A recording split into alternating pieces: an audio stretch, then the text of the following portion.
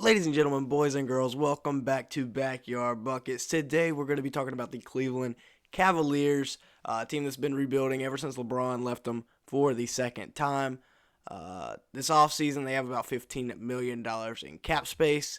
Their only major free agent is Jared Allen. I do believe he is restricted, and they should make a big-time play to re-sign him. They also jumped up in the lottery to the number 3 overall pick. To get some help for Sexton, or maybe they change it up. Maybe they move Sexton. There have been rumors. We will talk more about that later, though. Their young core includes, of course, Collin, Sexton, who really came into his own, was phenomenal at the beginning of the season, then started to go down a little bit. Few injuries, and his teammates were not exactly too pleased with him dominating the ball. Darius Garland made a big-time leap in his second season in the NBA. He was pretty good. Jared Allen, who they basically stole away from the Houston Rockets in the James Harden trade, he's proved he can be a very, very good young big man, and it looked like the Nets missed him a lot this year when they were trying to make their run to the finals. Of course, injuries hit the Nets very hard, but still, Jared Allen, good young big man. They will 100% re-sign him. I feel like Isaac Okoro was pretty good for him this year. They're number 4 overall pick, I believe, in last year's draft. So this is their fourth year in a row picking in the top 8. Larry Nance Jr., he was decent as well. And then Cedi Osman, the last piece of their young core. And it is a pretty good young core in Cleveland that they can continue to build up. Sexton, Garland, Allen, Okoro. That's a good 4. Oh, and forgot about Dylan Windler. He can be a good knockdown shooter for you at times. We'll see how he progresses. However, looking at their stats from this year's season, as I mentioned, Collin Sexton led the way for this year's team. He averaged about 24 points as well as 4.5 assists, 3 rebounds, 1 steal, while shooting at 48% from the field and 37% from 3 on about 4.5 attempts. Andre Drummond did play for this team for a while, but as we know, he got balled out, went to the Lakers. Darius Garland averaged 17.5 points this year as well as 6 assists, while shooting at 45% from the field and 40% from 3. Jared Allen averaged 13 points per game this year, 10 rebounds, and about a block and a half per game. Isaac Okoro averaged about 10 points per game as well as 3 rebounds. So as I mentioned, this young core is playing very well, or was playing very well, looking to grow together, as well as you can play to go 22-50. Kevin Love, as I mentioned earlier, didn't do too much, played in only 25 games this year, but he did average about 12 points a game while he was out there. Played in the Hornets game that I went to when they played the Cavs. Looking at their salary cap situation, once again, we're going to be talking about Kevin Love early. As you see up there, he is owed $31 million over the next couple of seasons, and even after that, he's owed $29 million. So they got to get him off the books as soon as they can. Andre Drummond as well. He's owed some dead cap money.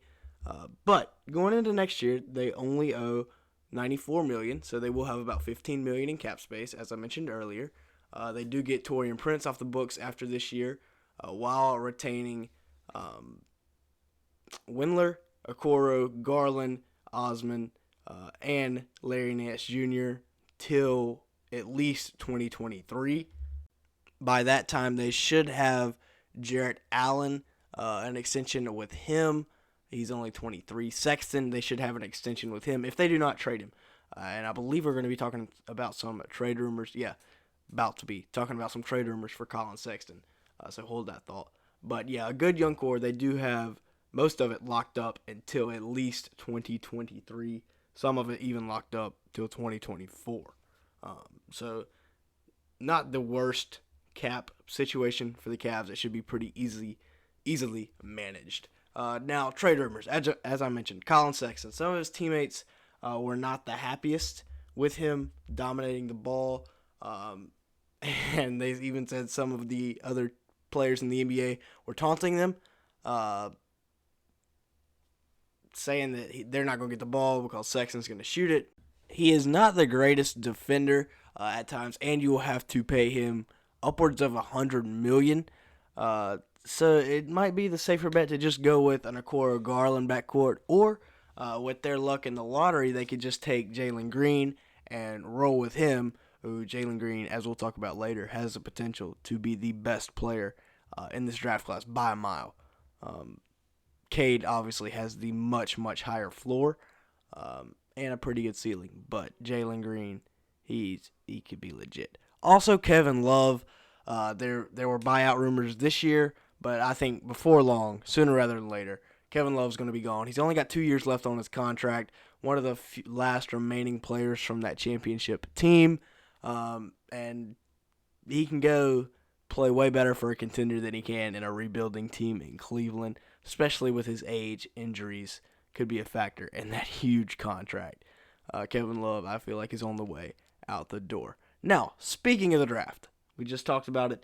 Jalen Green is their guy in this year's draft. 6'5", unlimited athleticism, can score from whenever, wherever, however he wants to on the floor.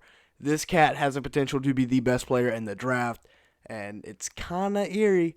You got number one, Cade Cunningham, highest floor in the draft. You look at 1984, you look at 2018. I believe it was 1983.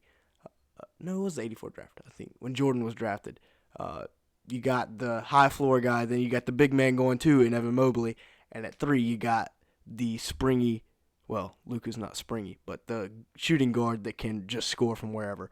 So that's why I think Jalen Green's the guy. You saw Jalen Suggs, you saw Evan Mobley, you saw Kuminga.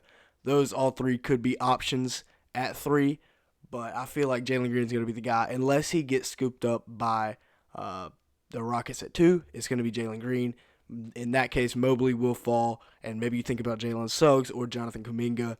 Keon Johnson, Davion Mitchell, Moses Moody, I don't think you give too much consideration to, or even Franz Wagner up at 3. This video was made before they jumped up in the draft order, so I kind of put these guys in here just in case they were to fall. But now that we know they're there, they're not taking any of these guys. Not Scotty Barnes either. Jalen Green's the guy. That's another reason that Sexton could get traded, is Jalen Green coming in. But with that being said, thank you so much for watching today's video. Please make sure to hit the like button and the subscribe button if you enjoyed. Make sure to come back later. We're doing off-season previews for every team. With that being said, thanks for watching.